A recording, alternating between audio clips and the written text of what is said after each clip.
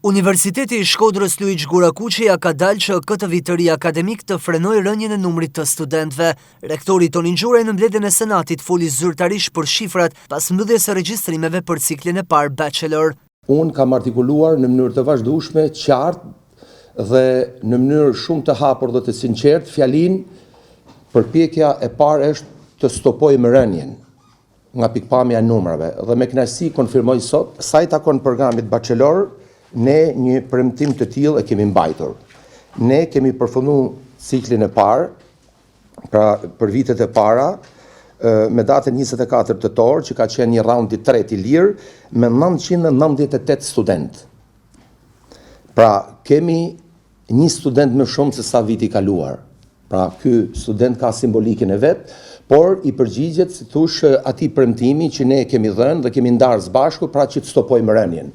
Tani cila do jetë strategjia që të mund të rritemi në të ardhmen, kjo natyrisht do komunikohet me ju në një moment tjetër, sepse ne kemi kohën për të bërë analizat bashkë me njësitë bazë, me njësitë kryesore dhe me ekipin e sekretarive mësimore. Edhe në master shifrat u rritën, ndërsa kriteri ligjor i regjistrimeve me 100% gjuhën e huaj të mbrojtur ishte këtë vit i panegociueshëm. Kemi shënuar një rritje.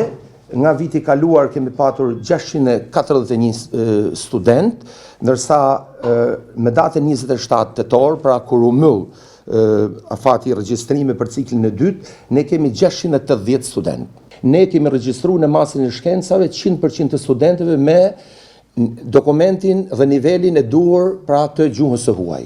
Jam i sigurt që po të kishim hap portat, ne mund të kishim një numër më të lartë studentësh, por ne jemi këtu për të zbatuar ligjin dhe unë besoj që kemi vendosur tashmë një praktikë të mirë dhe jam i sigurt që vitin tjetër situata do jetë edhe më e mirë. Fizika është dega vetme që këtë vit nuk është aktive. Universiteti po bëhet gati për hapjen e rallës, atë që një reformë të thellë strukturore që rektori Gjuraj e sqaroi prerazi se nuk lidhet me mbyllje degësh, por riorganizim të tyre në disa fakultete. Vetëm një program do jetë jo aktiv, programi i fizikës, ndërsa të gjitha programet e tjera ka një numër të mirë studentësh. Reforma nuk parashikon mbylljen e programeve të studimit. Programet e studimit në tërësi, fakti që ne i kemi aktive do të thotë që në tërësi kanë qenë të suksesshme dhe nuk është se cënohet as standardi ligjor sa i takon përbërjeve të njësive bazë ose njësive kryesore, por që ne do shikojmë mundësinë se çfarë duhet bëjmë me departamentin e fizikës, fjala vjen. Nëse mund të jetë një opsion, sepse në kaluarën është diskutuar që mund bashkohet me matematikën si departamente, jo si programi i studimit, se do të strehohen në të njëjtin vend, ne do ta fuqizojmë informatikën. Dhe unë mendoj që ardhmja është që departamenti i informatikës të jetë me vete, sepse lidhet me teknologjinë e informacionit, me programe të tjera ndoshta që mund të kenë karakter inxhinierik ose të shkencave kompjuterike, do ta shikojmë.